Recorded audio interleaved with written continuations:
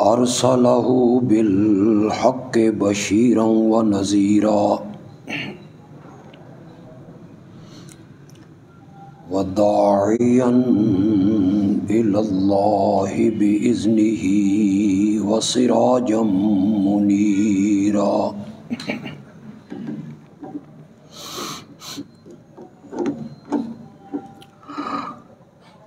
أما بعد فأعوذ بالله من الشيطان الرجيم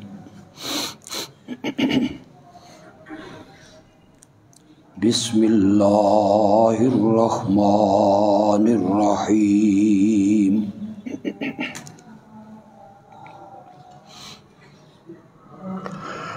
الله لا إله إلا هو الحي القيوم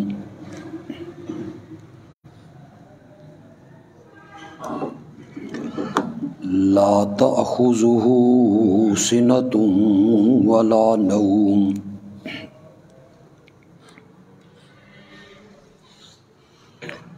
له ما في من ذا الذي يشفع عنده إلا بإذنه يعلم ما بين أيديهم وما خلفهم ولا يحيطون بشيء من علمه إلا بما شاء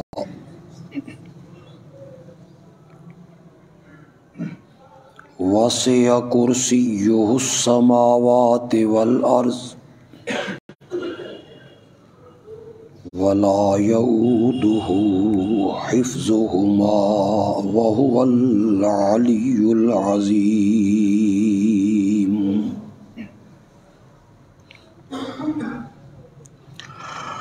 اللهم صل على محمد وعلى آل محمد كما صليت على إبراهيم وعلى آل إبراهيم إنك حميد مجيد اللهم بارك على محمد وعلى آل محمد كما باركت على إبراهيم وعلى آل إبراهيم إنك حميد مجيد. تھوڑا سا بڑھائیں.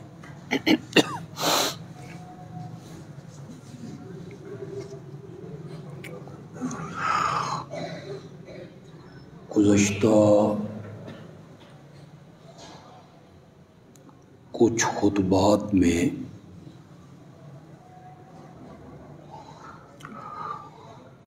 اس عنوان سے گفتگو ہو رہی ہے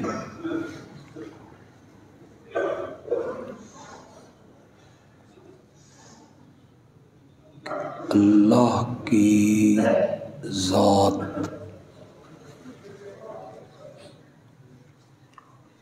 اور نبی اکرم صلی اللہ علیہ وسلم کی ذات میں اللہ کی صفات اور نبی محترم صلی اللہ علیہ وسلم کی صفات میں فرق ہے.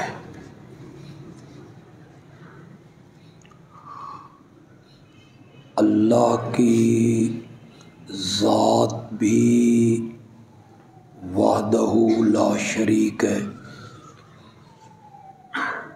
اور اللہ کی صفات بھی وحدہ لا شریک ہے.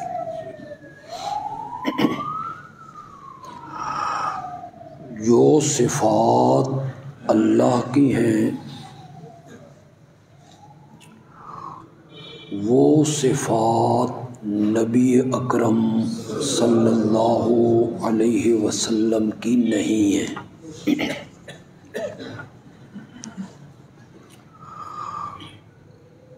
دونوں کی ذات میں فرق ہے، لیکن بات دونوں کی ایک ہے۔ ذات الگ الگ ہے، صفات بھی الگ الگ ہیں، لیکن دونوں کی بات میں کوئی فرق نہیں۔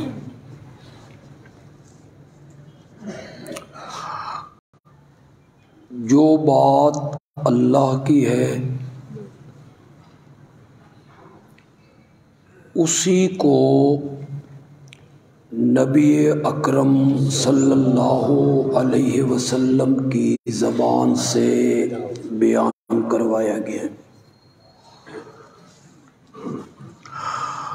من یطع الرسول فقد اطاع اللہ،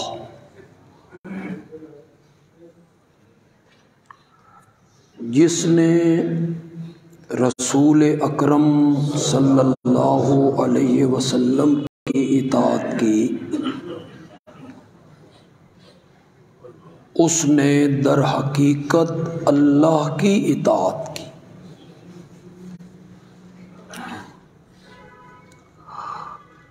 ذات اور صفات میں فرق ہے، لیکن دونوں کی اطاعت کرنے میں کوئی فرق نہیں۔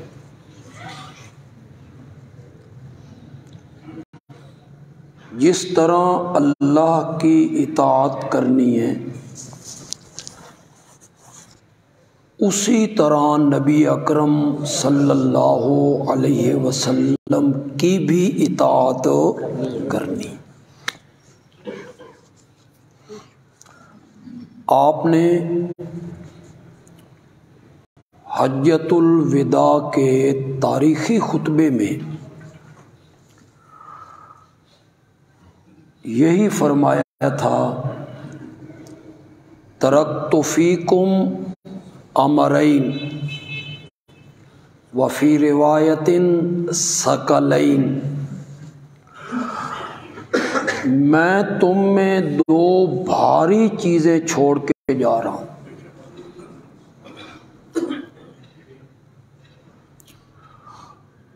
اگر انہیں مضبوطی سے پکڑ رکھو گے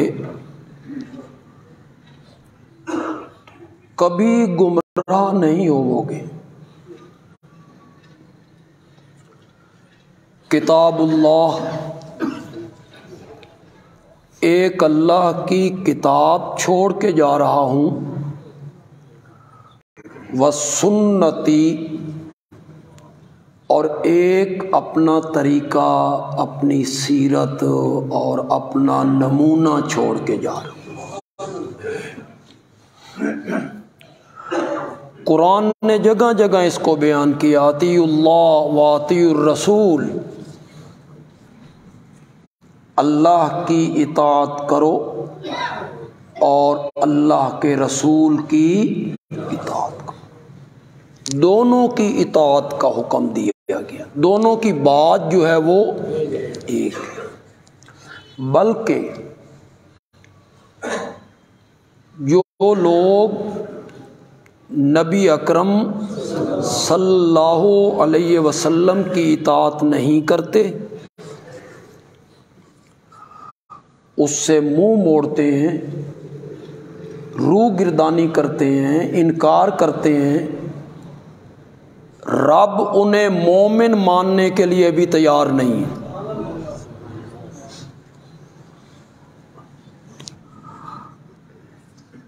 قل ان کنتم تحبون اللہ فاتبعونی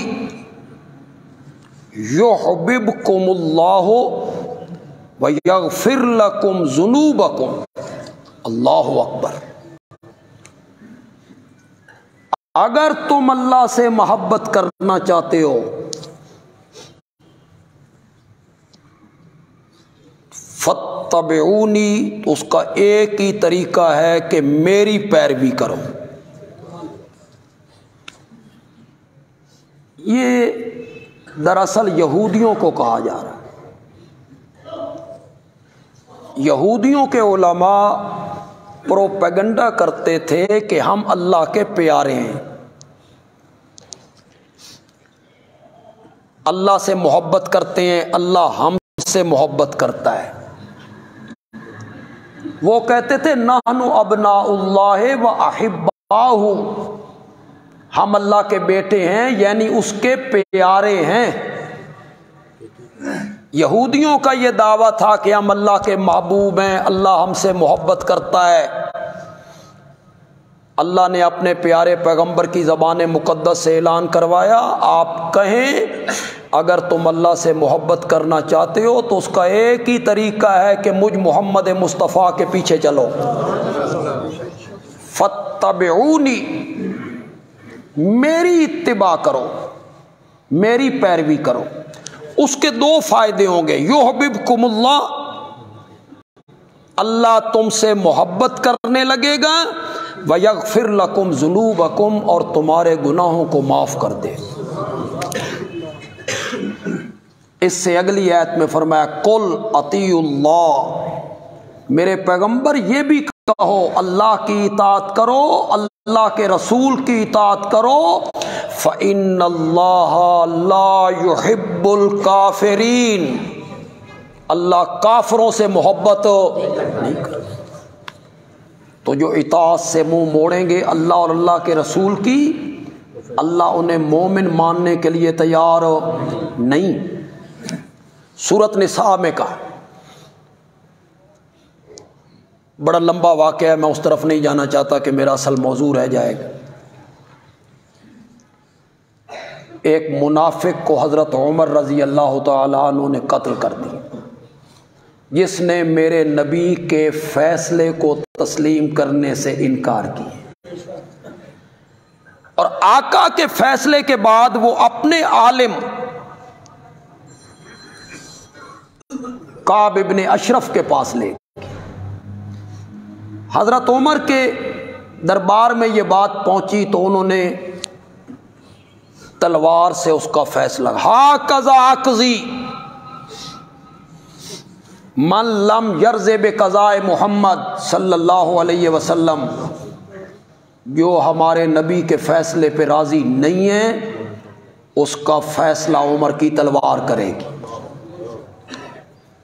منافقین نے مشورہ کر کے ایف آئی آر درج کروانے کی کوشش کی کہ ہمارا مقدمہ لیا جائے، اور قتل کا مقدمہ حضرت عمر پر، انہوں نے ایک مومن کو قتل کیا ہے، کلمہ گو۔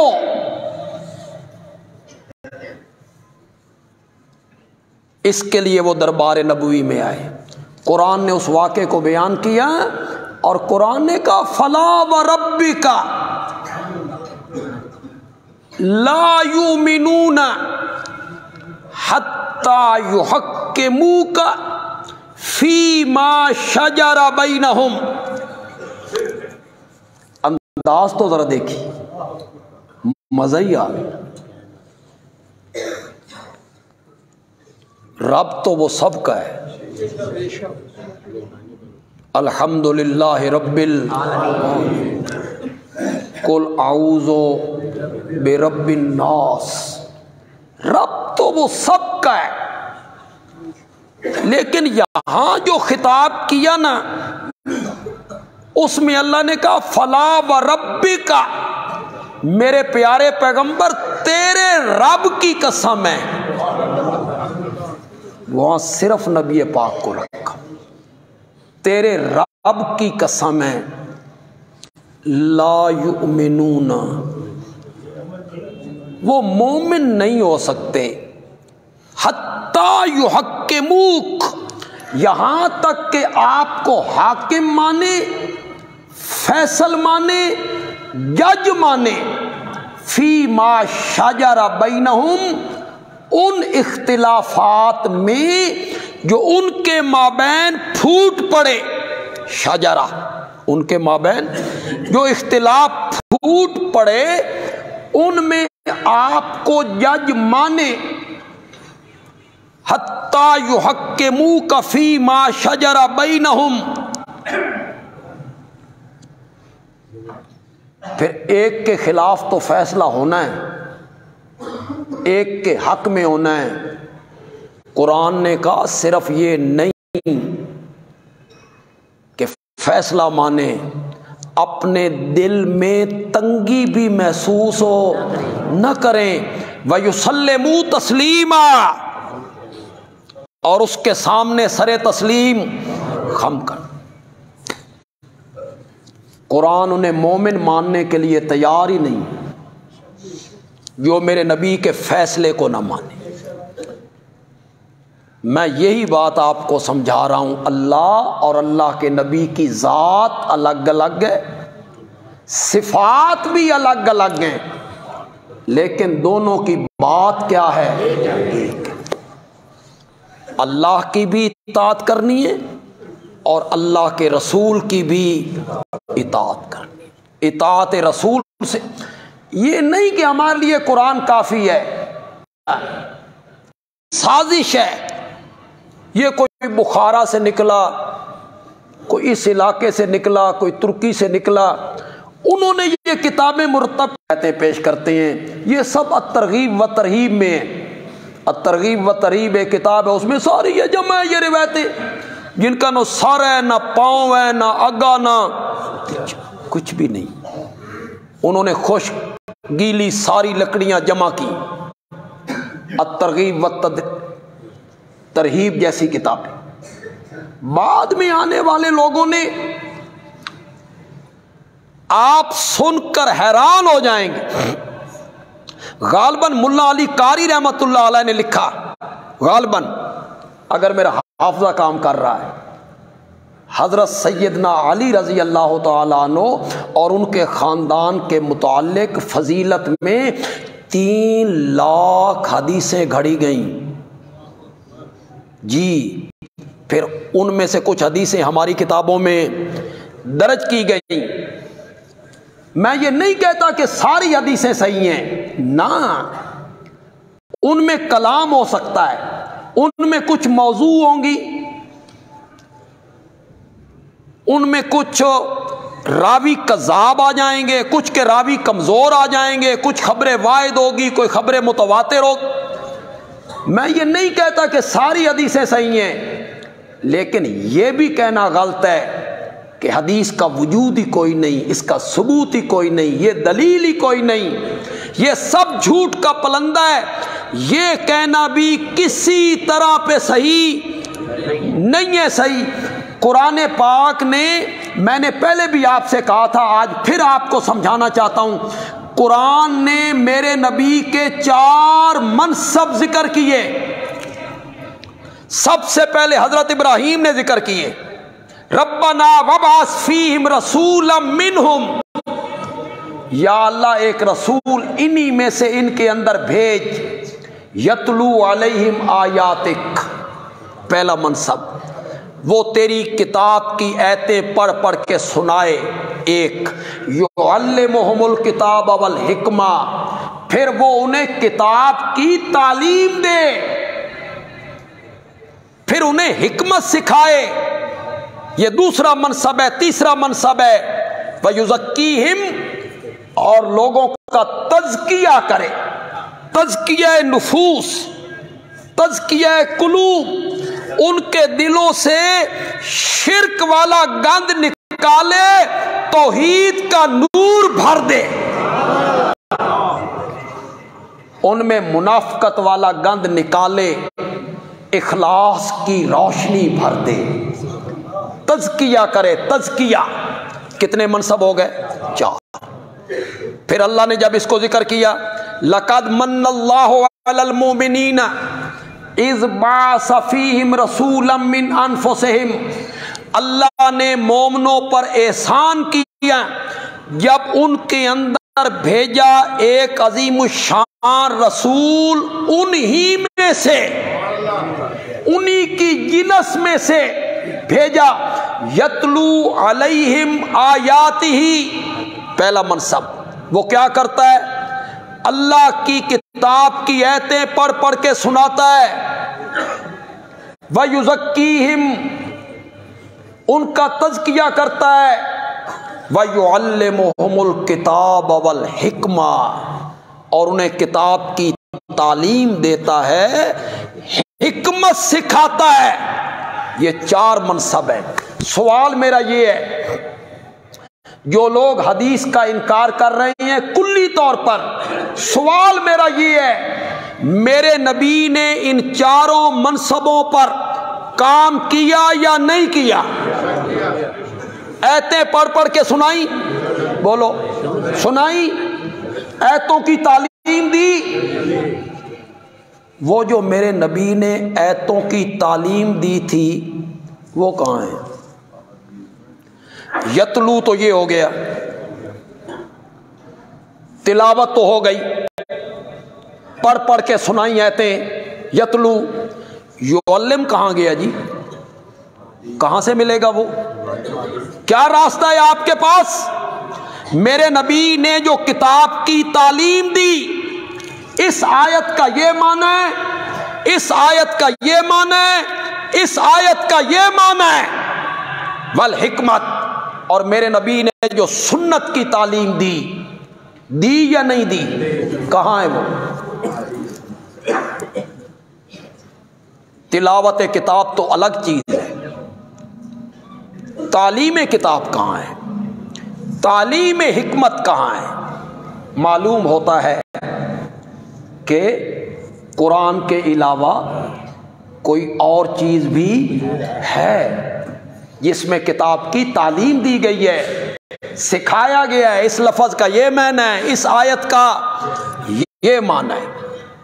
تو قرآن، یہ بھی میں نہیں کہتا، قرآن دنیا کی واحد کتاب جس کے ماتھے کا جھومر ہے، ذالک الکتاب لا ریب،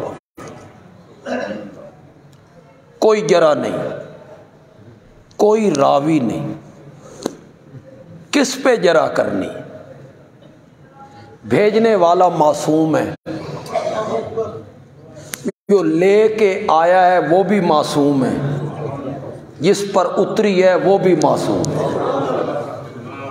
جرا کے سوال تو آگے پیدا ہوئے جب غیر معصوم لوگ آ گئے، پھر میرے نبی کے ارشاد ہوئے، صحابہ نے نقل کیا، صحابہ غیر معصوم ہیں، پھر جرا و تعدیل، پھر یہ سلسلہ چلا۔ اللہ جو ہمارے امت کے علماء تھے، اللہ ان پہ رحمتیں کرے، انہوں نے ہزاروں راویوں کی، اللہ اکبر، ہزاروں راویوں کا تعارف اس پر کتابیں لکھ دی، وہ ہزاروں ہیں۔ علامہ ابن حجر نے کام کیا، علامہ عینی نے کام کیا، اور محدثین ہیں، بڑی بڑی کتابیں لکھی گئی، میزان الاعتدال ہے، تہذیب التہذیب ہے، بڑی بڑی کتابیں لکھی گئیں۔ آپ جس راوی کو پڑھنا چاہیں گے انہوں نے اسے الف با تا پٹیوں میں تقسیم کر دی، جن راویوں کا نام الف سے شروع ہوتا ہے ان کو الگ کر دیا، جن کا با سے شروع ہوتا ہے ان کو الگ کر دیا۔ ڈھونڈنے میں بھی کوئی دقت نہیں، اس راوی کو آپ ڈھونڈیں گے، اس کو پڑھیں گے آپ، کس قسم کا آدمی تھا، انہوں نے اس کے متعلق سب کچھ لکھ دیا، اس کو دیکھا جائے گا، جو حدیث اس معیار پر پوری اتری جائے گی، اترے گی، اسے ہم تسلیم کر لیں۔ یہ ہمارے نبی کا کیا ہے؟ فرمان ہے۔ کچھ فرمان ایسے ہیں جو جسے خبر متواتر کہتے ہیں، خبر مشہورہ، اتنے لوگ اس کو نقل کرتے ہیں کہ جن کے متعلق یہ گمان نہیں ہو سکتا سب جھوٹ بول رہے ہیں. اتنے لوگ اس حدیث کو روایت کرتے ہیں جن کے متعلق یہ گمان نہیں ہو سکتا یہ سارے لفظ بھول گئے، انہیں نبی پاک کے لفظ یاد نہیں رہے. اتنے بندے اس کو روایت کرتے ہیں. اسے کہتے ہیں خبر متواتر. یہ خبر متواتر جو ہے اس کو ماننا اسی طرح ضروری ہے جس طرح قرآن کو ماننا ضروری ہے. دونوں میں کوئی فرق نہیں رہے گا. جو خبر متواتر ہو، خبر مشہورہ ہو، وہ چند حدیثیں. میں اس کی ایک مثال دے کے آپ کو سمجھا دیتا ہوں. ہم میں سے اکثر لوگوں نے دلی نہیں دیکھی، دلی نہیں دیکھا، ہندوستان کا شہر ہے. لیکن آپ مانتے ہیں کہ دلی ایک بڑا شہر ہے؟ مانتے ہیں؟ کیوں مانتے ہو؟ کیوں مانتے ہیں آپ کہ بغداد ایک بڑا شہر ہے؟ آپ نے دیکھا نہیں ہے، آپ وہاں گئے نہیں. آپ کہیں گے اتنے لوگ اس کو بیان کرتے ہیں کہ ان کی بات ماننے پر بندہ کیا ہو جاتا ہے؟ مجبور. حاتم طائی بڑا سخی ہے، آپ کو کیسے پتا چلا؟ اتنے لوگ اس کو نقل کرتے ہیں جن کا جھوٹ پہ جمع ہونا محال ہے. نوشروان بڑا عادل تھا، آپ مان رہے؟ کیوں؟ اسے اتنے لوگ بتاتے ہیں کہ جن کا جھوٹ پہ جمع ہونا محال نظر آتا ہے. تو خبر متواتر، خبر مشہورہ، اتنے لوگ اس کو نبی پاک سے، پھر ان کے شاگردوں سے، پھر ان کے شاگردوں سے نقل کریں. انسان سوچے یہ سارے بندے جھوٹ بول رہے ہیں، یہ کیسے ہو سکتا ہے؟ 50 بندے اس کو، 100 بندے اس کو نقل کر رہے ہیں. تو حدیثوں میں ایسی حدیثیں بھی موجود ہیں جن کو ہم خبر متواتر کہتے ہیں. ان میں خبر واحد بھی ہے جن کو ایک صحابی نقل کرتا ہے، اس کا ایک شاگرد نقل کرتا ہے. بات لمبی ہو گئی اور تھوڑی سی علمی ہو گئی. سمجھانا آپ کو یہ چاہتا ہوں کہ جس طرح قرآن پر ایمان لانا ضروری ہے، اسی طرح میرے پیارے پیغمبر کی صحیح حدیث اور فرمان کو ماننا بھی کیا ہے؟ اللہ اور میرے نبی کی ذات الگ الگ ہے، صفات بھی، بولو تو صحیح یار، دونوں کی ذات الگ الگ ہے، دونوں کی صفات بھی الگ ہیں، لیکن دونوں کی بات کیا ہے؟ ایک. میں نے پچھلے جمعے کچھ ذکر کیا تھا اس کا کہ رب کی ذات الگ ہے. مثلا لم یلد ولم یولد، اس کے مقابلے میں میرے پیارے پیغمبر کی ماں بھی ہے، باپ بھی ہے، دادا بھی ہے، پھر بیٹے بھی ہیں، بیٹیاں بھی. نبی پاک کی یہ صفات ہیں. اور اس کے مقابلے میں اللہ کیا ہے؟ لم یلد ولم یولد. آیت الکرسی میں جب رب نے شروع میں اپنی الوہیت کا ذکر کیا، اللہ لا الہ الا ہو، اللہ کے سوا کوئی الہ نہیں. یہ کیا ہے؟ دعویٰ. یہ اللہ نے کیا کیا ہے؟ دعویٰ. اللہ دعویٰ جس کا ترجمہ آپ نے کیا اللہ کے سوا کوئی معبود نہیں، پھر اسے آپ نے آسان ترجمے میں بدلا، اللہ کے سوا کوئی عبادت کے لائق نہیں. پھر آپ کو کیا پتا ہے کہ پوجا کیا ہوتی ہے؟ آپ تو ہندی نہیں جانتے. آپ کو کیا پتا ہے کہ پرستش کیا ہوتی ہے؟ آپ تو فارسی نہیں جانتے. آپ کو کیا پتا پتہ عبادت کیا ہوتی ہے؟ عبادت تو عربی ہے اور آپ عربی.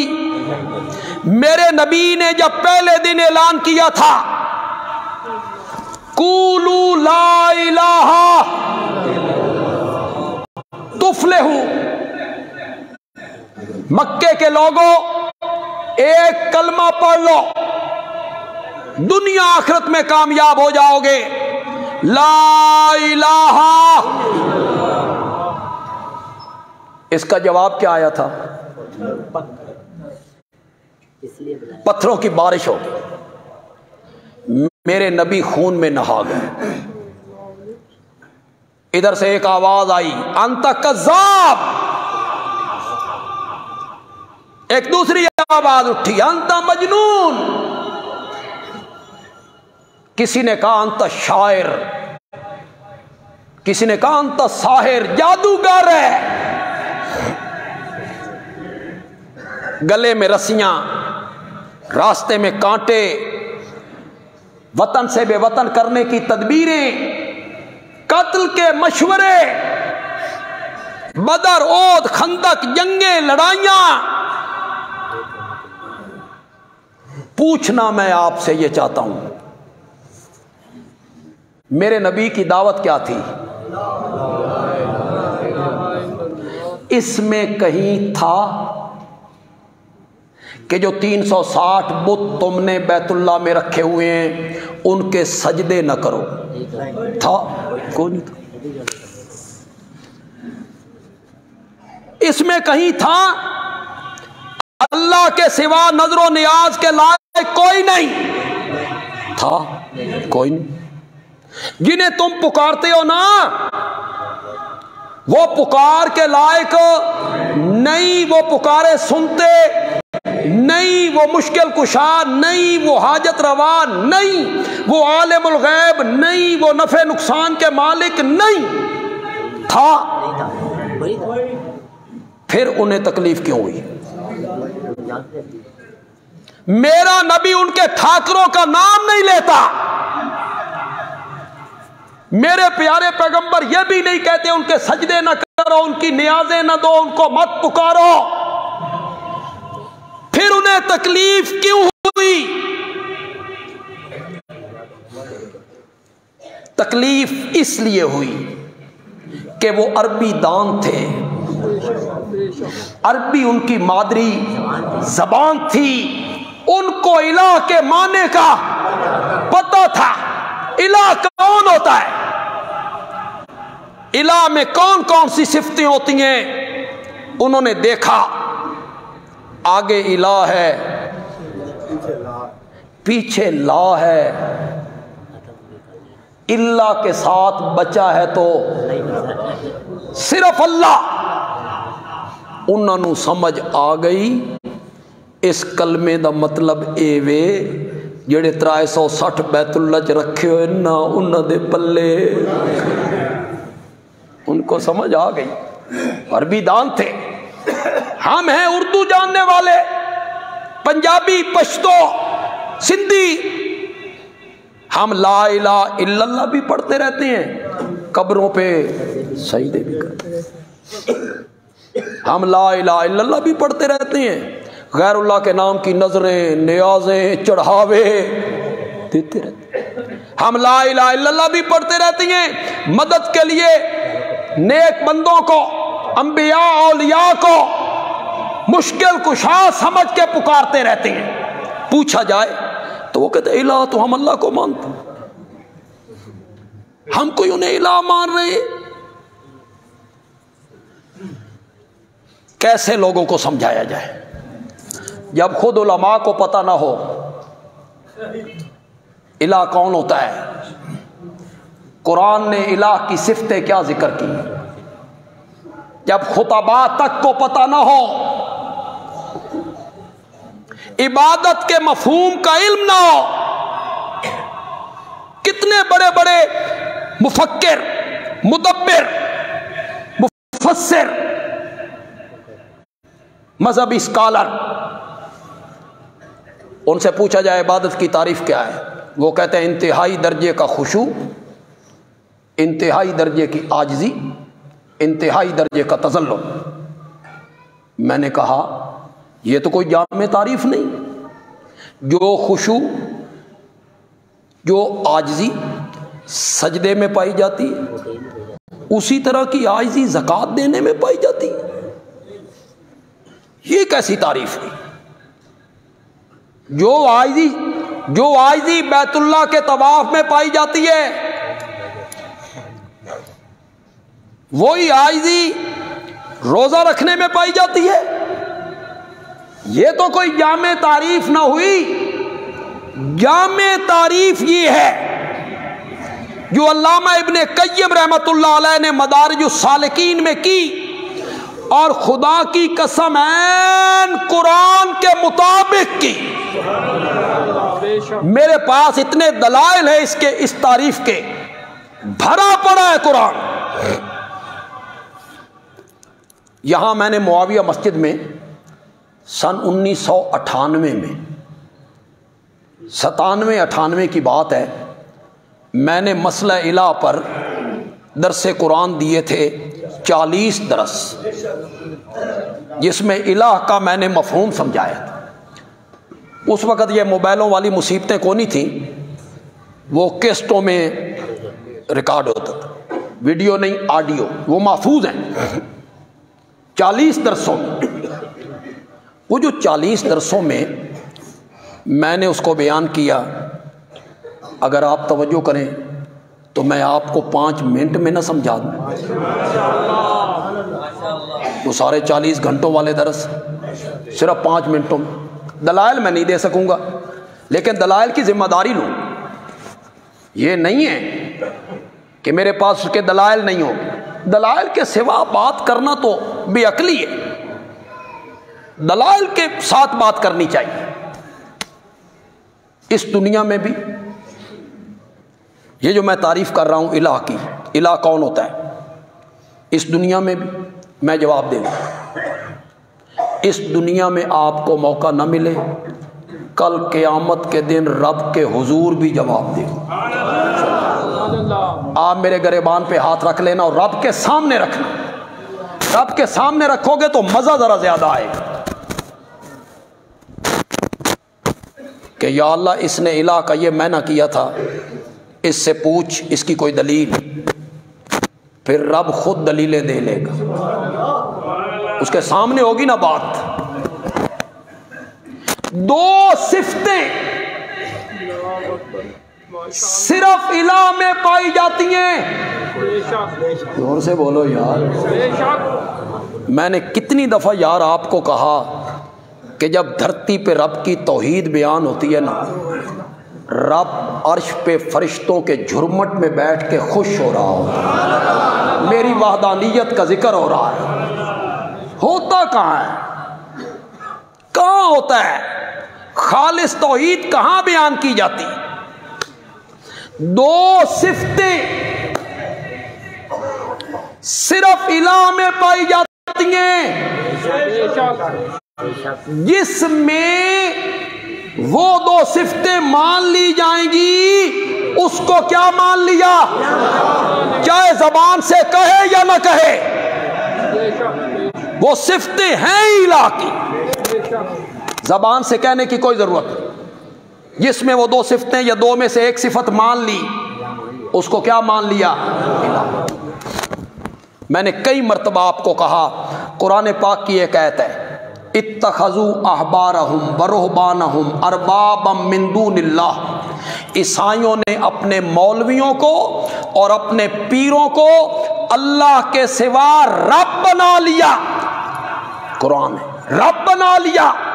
حاتم تائی کا بیٹا عدی ابن حاتم کلمہ پڑھ کے میرے نبی کی خدمت میں آیا، عیسائی مذہب چھوڑ کے آیا تھا۔ حاتم تائی بھی عیسائی تھا، عدی ابن حاتم مسلمان ہوا۔ اس نے یہ آیت پڑھی، عیسائیوں نے اپنے مولویوں اور پیروں کو کیا بنا لیا؟ رب۔ اس کے پاؤں تلے سے زمین سرک گئی۔ یہ میرے آقا کے پاس آیا، اس نے کہا یا رسول اللہ یہ قرآن کیا کہتا ہے؟ عیسائیوں نے اپنے مولویوں پیروں کو رب بنا لیا. میں خود عیسائی مذہب چھوڑ کے آیا ہوں. ہم نے تو اپنے مولویوں پیروں کو کبھی رب، ہم نے تو رب نہیں مانا. یہ قرآن کیا کہتا ہے؟ سنو آپ، میرے آقا نے فرمایا یہ بتاؤ جس چیز کو تمہارے مولوی اور پیر حلال کہہ دیتے تھے تم بغیر دلیل کے حلال مان لیتے تھے؟ بالکل، جو وہ کہتے تھے ہم مانتے. اور جس کو حرام کہہ دیتے تھے بغیر دلیل کے حرام مان لیتے تھے کہ جی بالکل. میرے آقا نے فرمایا یہی معنی ہے رب بنانے کا. رب تو عدی ابن حاتم بھی کہہ رہا ہے کہ ہم اپنے مولویوں پیروں کو نہیں کہتے، لیکن رب والی صفت مانتے تھے. حلال حرام کرنا صفت کس کی ہے؟ وہ جب کسی اور میں مانی تو اس کو کیا مان لیا؟ دو صفتیں صرف الہ کی ہیں، الہی میں پائی جاتی ہیں. جس میں مان لی اس کو کیا مان لیا؟ پہلی صفت جس کے لیے یہ تعظیم کر رہا ہوں وہ عالم الغیب ہے، اسے تسلط غیبی حاصل ہے. کیا میں اسے نہیں دیکھ رہا اور وہ مجھے. پہلی صفت تسلط غیبی، عالم الغیب ہونا. دوسری صفت جس کے لیے یہ تعظیم کر رہا ہوں وہ میرے نفع نقصان کا مالک ہے، مختار ہے، متصرف ہے، مالک ہے، جو چاہے کرے، اسے پوچھنے والا کوئی نہیں. یہ دو صفتیں کس کی ہیں؟ اللہ کی نہیں. پھر اللہ کی تو ہیں ہی ہیں، کیونکہ الہ وہی ہے، لا الہ الا اللہ. اب عبادت کی تعریف بھی ذرا کر دیں. ہر تعظیم عبادت نہیں بنے گی، وہ تعظیم عبادت بنے گی جس کے پیچھے یہ دو نظریے ہوں گے، وہ عبادت بنے گی. میں آسان کر کے سمجھا دیتا ہوں. آپ اپنی والدہ کے سامنے، اپنے والد محترم کے سامنے یوں ہاتھ باندھ کے کھڑے ہو جائیں. والد صاحب سامنے بیٹھے ہیں، یہ ہاتھ باندھنا عبادت بنے گا؟ نماز میں باندھیں گے تو شاباش شاباش، نماز میں باندھیں گے تو کھڑے ہوں گے. ہاتھ باندھنا تو عبادت نہیں ہے، کھڑا ہونا عبادت ہے. قیام جس کو ہم کیا کہتے ہیں؟ قیام. قیام کرنا. رب کے سامنے جب آپ نے قیام کیا وہ کیا بن گیا؟ عبادت. اپنی والدہ کے سامنے آپ کھڑے ہیں، مرشد کے سامنے کھڑے ہیں، پیر صاحب کے سامنے کھڑے ہیں، استاد کے سامنے، وہ عبادت بنے گا؟ تے سانی فرق دسو نا. نماز میں کھڑا ہونا عبادت ہے، استاد اور مرشد کے سامنے کھڑا ہونا عبادت نہیں.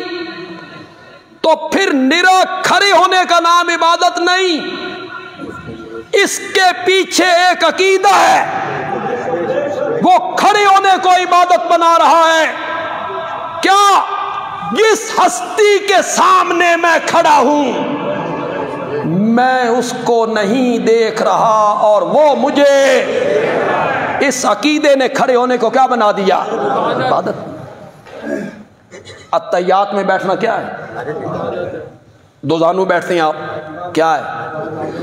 آپ اپنی والدہ کے سامنے بیٹھ جائیں یوں اتحیات میں، مرشد کے سامنے بیٹھ جائیں، استاد کے، وہ عبادت بنے گا؟ نہیں بنے گا. معلوم ہوتا ہے نظریہ عبادت بنا رہا ہے. ان دو نظریوں کے تحت اب عبادت کی میں تعریف کرنے لگا ہوں.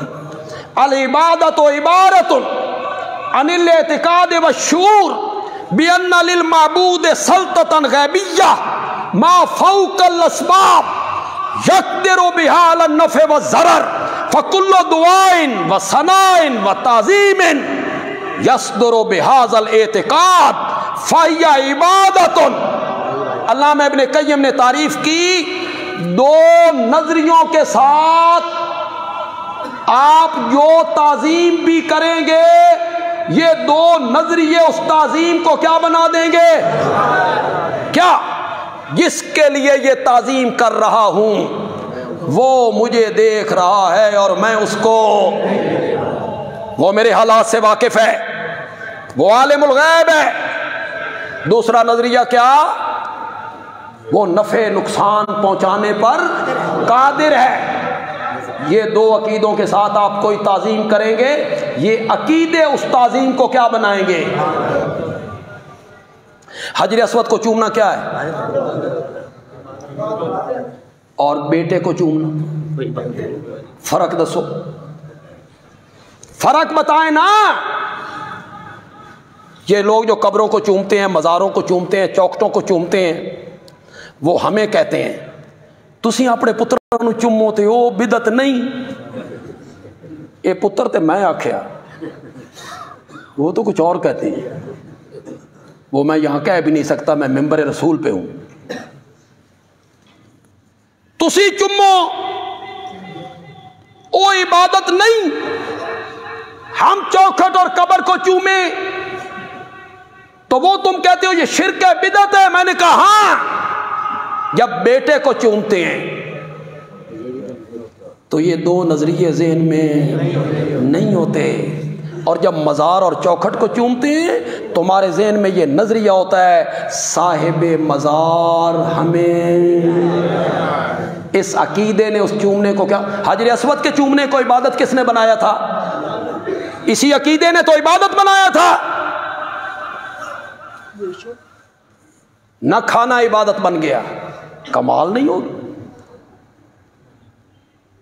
ایک آدمی صبح سے لے کے سحری سے لے کے، غیر مسلم ہے، سحری سے لے کے شام تک کوئی نہیں کھاتا، اس کو آپ کہتے ہیں بھوک نال مردہ پیا، اس کی عبادت نہیں بنتی۔ اور ایک مسلمان سحری کر کے سارا دن نہیں کھاتا، اس کا نہ کھانا کیا بن گیا؟ نہ کھانا عبادت ہے، نہ کھانا نہیں، اس کے پیچھے ایک نظریہ ہے، ایک نظریہ ہے۔ بیساکھ کا مہینہ ہے، گرمی ہے، گندم کی کٹائی کرنی ہے، یہ جٹ زیادہ سا مہینہ، پسینے میں شرابور ہے، دھوپ ہے، روزے سے ہے، زور کے وقت گھر آیا، کمرے میں مشروبات بھی، ماکولات بھی، ٹھنڈا پانی بھی، شربت بھی، پھل بھی، یہ روزے سے ہے، کوئی دیکھنے والا نہیں ہے، دروازے بند، کھڑکیاں بند، پیے گا؟ کھائے گا؟ نہیں کھائے گا۔ کیوں؟ اس کا عقیدہ ہے جو رب چٹیل میدان میں دیکھتا تھا وہ بند کمروں میں بھی دیکھ رہا ہے۔ اس عقیدے نے نہ کھانے کو کیا بنایا؟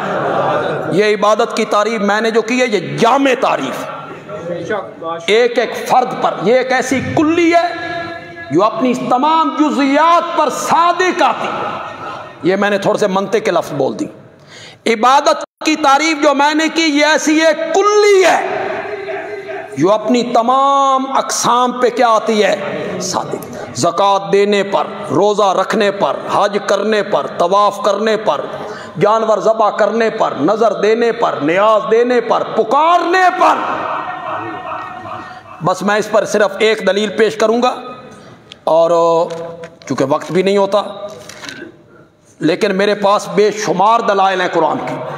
میں نے خطبات بندیالوی کی پہلی جلد میں اس پر گفتگو کی، اور اس پر میں نے یہ سارے دلائل لکھے ہیں، اس میں یہ جتنے دلائل اس پر میں صرف ایک دلیل پیش کرنا چاہتا ہوں سورۃ طٰہٰ سے۔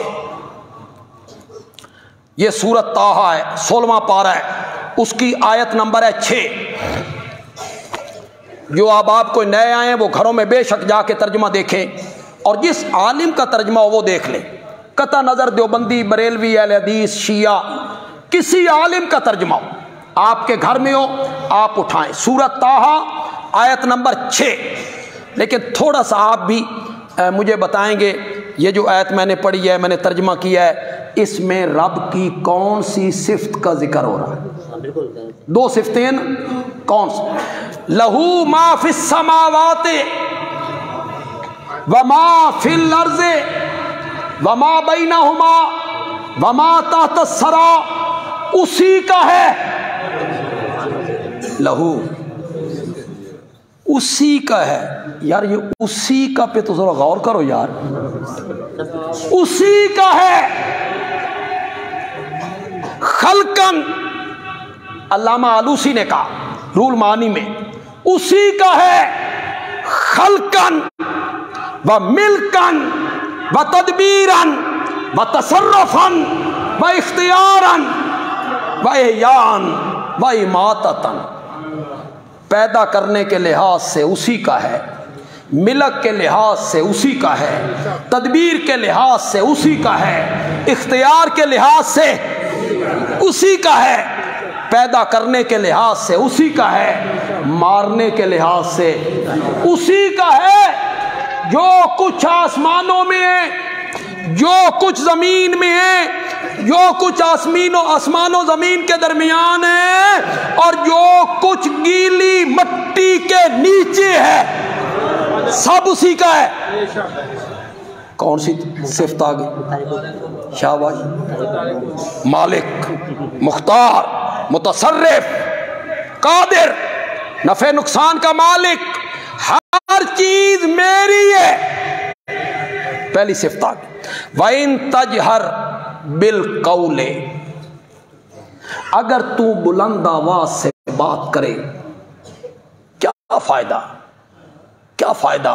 فَإِنَّهُ يَعْلَمُ السِّرَّ وَأَخْفَى، وہ اللہ تو جانتا ہے دل کے راز بھی۔ دل کے سر کس کو کہتے ہیں؟ راز۔ راز کون سا ہوتا ہے؟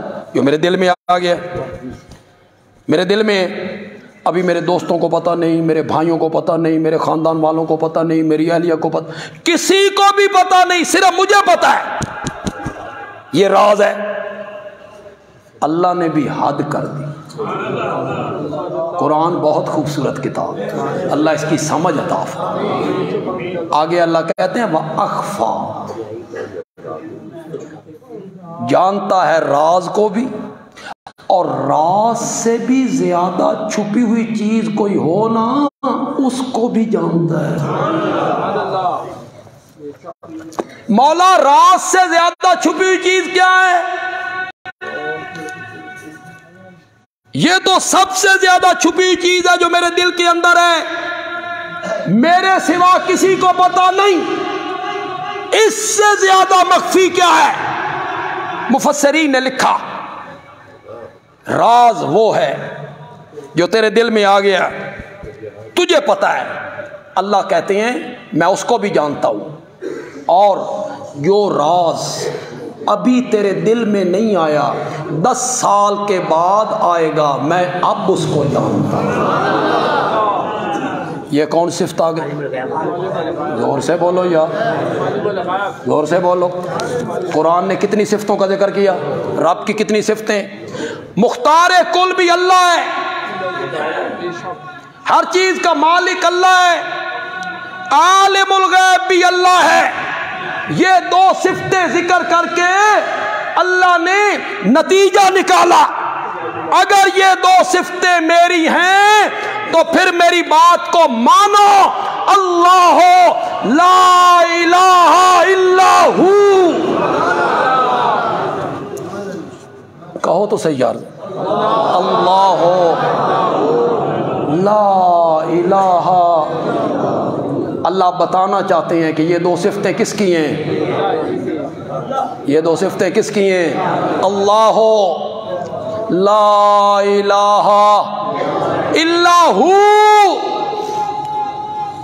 اے او ہو نہیں، جڑی پنجابی دے شعراں دے اخیر وچ لائی جائے تے لگ گیا سلطان باہو دے ذمے۔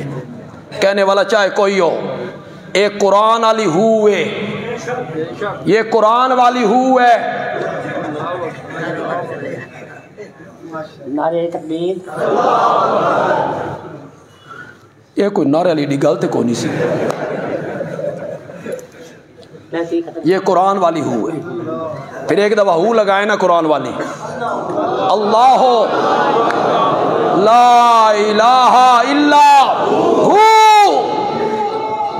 اگر یہ دو صفتیں میری ہیں، عالم الغیب بھی میں ہی ہوں اور مختار کل بھی میں ہی ہوں، تو پھر میرے دعوے کو تسلیم کرو کہ 14 طبقوں میں میرے سوا الہ بننے کے لائق کوئی نہیں، میرے سوا معبود کوئی نہیں، میرے سوا عبادت کے لائق کوئی نہیں۔ درس قرآن انشاءاللہ ہوگا اور میں خود دوں گا۔ پچھلے جمعے میری طبیعت ٹھیک نہیں تھی اور میں درس کے لیے نہیں جا سکا، میرا گلا خراب ہو رہا تھا۔ آج درس ہوگا اور سورۃ نمل کی جس آیت کا درس ہے نا، وہ بڑی عظیم آیت ہے۔ اِنَّكَ لَا تُسْمِعُ الْمَوْتَى، میرے پیغمبر تو مردوں کو سنا نہیں سکتا۔ اس پر ہم گفتگو کریں گے انشاءاللہ۔ قرآن پاک کی اس آیت پر، اس آیت کا مفہوم کیا ہے، مغرب کے بعد 18 بلاک کی مسجد میں انشاءاللہ یہ درس قرآن حسب سابق ہوگا اور میں خود درس دوں گا۔ آپ دوسرے احباب تک بھی میسج کے ذریعے، کسی ذریعے سے آپ یہ اطلاع پہنچائیں کہ درس قرآن انشاءاللہ وہاں ہونا ہے۔ یہ